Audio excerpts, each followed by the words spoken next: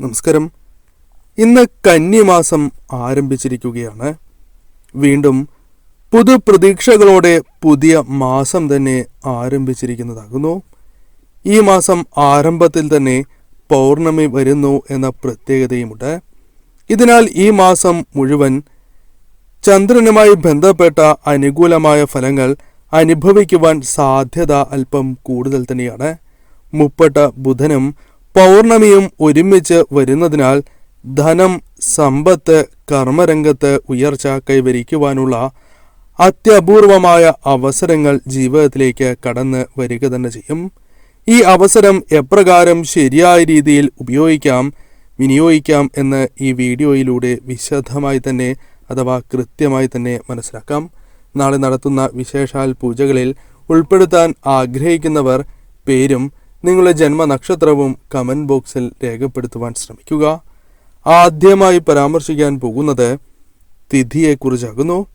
ആരംഭമായി പറയുന്നത്, അതായത് തിഥി ആരംഭിക്കുന്നത് സെപ്റ്റംബർ 17 രാവിലെ 11:44 മുതൽ നാളെ രാവിലെ, അതായത് സെപ്റ്റംബർ 18 രാവിലെ 8:04 വരെയാകുന്നു. ഭാദ്രപദ മാസത്തിലെ പൂർണിമ ആയതിനാൽ തന്നെ ഭദ്രപദ പൂർണിമ എന്നും ഈ പൂർണിമയെ പരാമർശിക്കുന്നതാകുന്നു. ശുക്ലപക്ഷത്തിലെ പൂർണിമ എന്ന പ്രത്യേകതയും വന്ന് ചേരുന്നതാണ്. ഇതിനാൽ സ്ത്രീകൾക്ക്, പ്രത്യേകിച്ചും സുമംഗലികളായ സ്ത്രീകൾക്ക് കൂടുതൽ പ്രാധാന്യം വന്ന് ചേരുന്നതായ ദിവസമായി തന്നെ മാറുന്നു.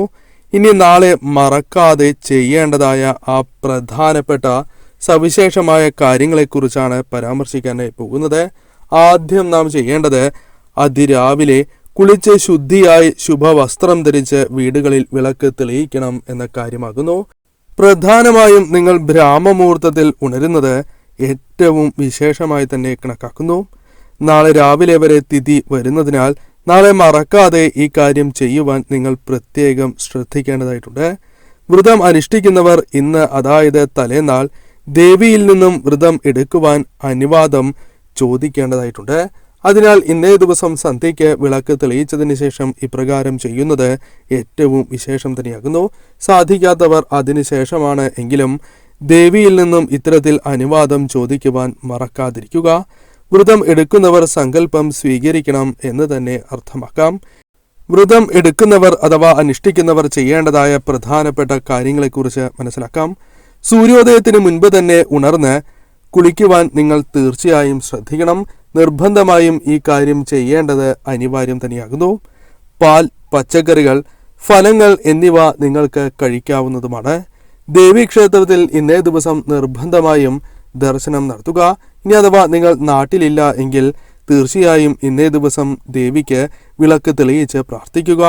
ഇനി വ്രതം എടുക്കുന്നവരും എടുക്കാത്തവരും ചെയ്യേണ്ടതായ ചില പ്രധാനപ്പെട്ട കാര്യങ്ങളുണ്ട്. അതേക്കുറിച്ചാണ് പരാമർശിക്കാനായി പോകുന്നത്. വിളക്കുമായി ബന്ധപ്പെട്ട് ചില കാര്യങ്ങൾ ശ്രദ്ധിക്കേണ്ടതായിട്ടുണ്ട്.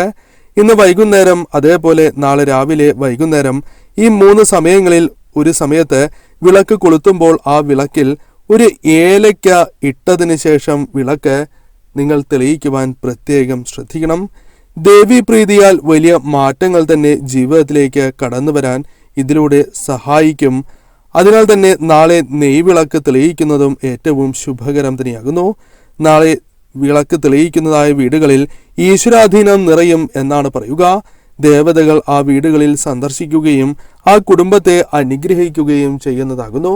അതിനാൽ നാളത്തെ ദിവസത്തിന് വളരെയധികം പ്രാധാന്യം നാം നൽകേണ്ടതായിട്ടുണ്ട്. തീർച്ചയായും ഈ ഒരു കാര്യം ഏവരും ചെയ്യുക. പുഷ്പങ്ങൾ നാളെ വിളക്ക് തെളിയിക്കുമ്പോൾ, പ്രത്യേകിച്ചും ദശപുഷ്പങ്ങൾ ലഭിക്കുന്നവർ അവ സമർപ്പിക്കുന്നത് ഏറ്റവും ശുഭകരമായ ഒരു കാര്യമാകുന്നു. ആ വീടുകളിൽ ദേവീ കടാക്ഷം ഇരട്ടിക്കുന്നതിനും ദേവിയുടെ അനുഗ്രഹത്താൽ ഉയർച്ച വളരെ വേഗത്തിൽ വന്നു ചേരും. എന്നാൽ ഏവർക്കും ദശപുഷ്പങ്ങൾ സമർപ്പിക്കുവാൻ സാധിക്കണം എന്നില്ല. അത്തരത്തിൽ ഉള്ളവരാണ് എങ്കിൽ വെളുത്ത പുഷ്പങ്ങൾ നാളെ സമർപ്പിക്കുന്നത് ഏറ്റവും ശുഭകരം തന്നെയാകുന്നു. ചുവന്ന പുഷ്പങ്ങളാണ് എങ്കിലും സമർപ്പിക്കാവുന്നതുമാണ്. നീല അല്ലെങ്കിൽ വെളുത്ത വസ്ത്രം ഇന്നേ ദിവസം ധരിക്കുന്നത് അതീവ ശുഭകരമാണ്. ഭാഗ്യം ഇരട്ടിക്കുന്നതിനും കാര്യങ്ങൾ അല്പമെങ്കിലും അനുകൂലമായി തീരുന്നതിനും സന്തോഷകരമായ നിമിഷങ്ങൾ വന്നു ചേരുന്നതിനും സഹായകരമായി തീരും. അതിനാൽ തീർച്ചയായും ഈ കാര്യത്തിനും പ്രാധാന്യം നൽകുക. തുളസിയുമായി ബന്ധപ്പെട്ടും ചില കാര്യങ്ങൾ പ്രത്യേകമായി ശ്രദ്ധിക്കേണ്ടതായിട്ടുണ്ട്. അതിൽ ആദ്യത്തേതായ കാര്യം, തീർച്ചയായും ജലം സമർപ്പിക്കുവാൻ നിങ്ങൾ മറക്കാതിരിക്കുക എന്നതാണ്. തീർച്ചയായും ഈ കാര്യം പ്രത്യേകം ശ്രദ്ധിക്കുക. 3 തവണ തുളസിയെ നിങ്ങൾ വലം വയ്ക്കുന്നതും ഏറ്റവും ശുഭകരമാണ്. പ്രത്യേകിച്ചും സുമംഗലികൾ ഇപ്രകാരം ചെയ്യുന്നതിലൂടെ ദീർഘസുമംഗലി യോഗമാണ് അവർക്ക് ഫലമായി വന്നു ചേരുക. അതിനാൽ തീർച്ചയായും മനഃശുദ്ധിയോടെയും ശരീരശുദ്ധിയോടെയും ഈ കാര്യം തീർച്ചയായും നാളെ ഏവരും ചെയ്യുവാൻ ശ്രമിക്കേണ്ടതായിട്ടുണ്ട്. കൂടാതെ സ്ത്രീകൾ തങ്ങളുടെ തലമുടിയിൽ ദശപുഷ്പങ്ങൾ ചൂടുന്നതും ദേവിക്ക് ഇന്നേ ദിവസം സമർപ്പിക്കുന്നതും അതിവിശേഷം തന്നെയാണ്. ഇപ്രകാരം ചെയ്യുന്നതിലൂടെ, ഈ കാര്യങ്ങൾ ചെയ്യുന്നതിലൂടെ ആ സ്ത്രീകളുടെ സൗന്ദര്യം വർദ്ധിക്കുന്നതിന് സഹായകരമായി തീരും. ആരോഗ്യം ആ സ്ത്രീകളുടെ വർദ്ധിക്കും. ഭാഗ്യം വർദ്ധിക്കുന്നതിന് സഹായകരമാണ്. ഉയർച്ച പല കാര്യങ്ങളുമായി ബന്ധപ്പെട്ട് ജീവിതത്തിലേക്ക് വന്നു ചേരും. സന്താനഭാഗ്യം നിങ്ങൾക്ക് വന്നു ചേരും. ആ സ്ത്രീകൾ ലക്ഷ്മി ദേവി അഥവാ സ്വയം മഹാലക്ഷ്മിയായി തീരും. അത്രമേൽ പ്രാധാന്യമുണ്ട്. പുരുഷന്മാർ ഞാൻ ഈ പരാമർശിക്കുന്ന കാര്യം ചെയ്യുക. തുളസി ചെവിയിൽ വയ്ക്കുക. ഇപ്രകാരം ചെയ്യുന്നതിലൂടെ ബുദ്ധിശക്തി വർദ്ധിക്കുകയും ആരോഗ്യം വന്നു ചേരുകയും ചെയ്യും. പ്രധാനമായും കുളി കഴിഞ്ഞ് ഉടനെ തന്നെ ഈ കാര്യം ചെയ്യുവാൻ ശ്രമിക്കുക. വിളക്ക് തെളിയിച്ച് തന്നെ ഇപ്രകാരം തുളസി ചെവിയിൽ വയ്ക്കുക. എന്നാൽ ക്ഷേത്രത്തിലെ പ്രസാദത്തിൽ നിന്നും ലഭിക്കുന്ന തുളസിയും ഇപ്രകാരം വയ്ക്കാവുന്നതുമാണ്. ആ കാര്യവും ശ്രദ്ധിക്കുക.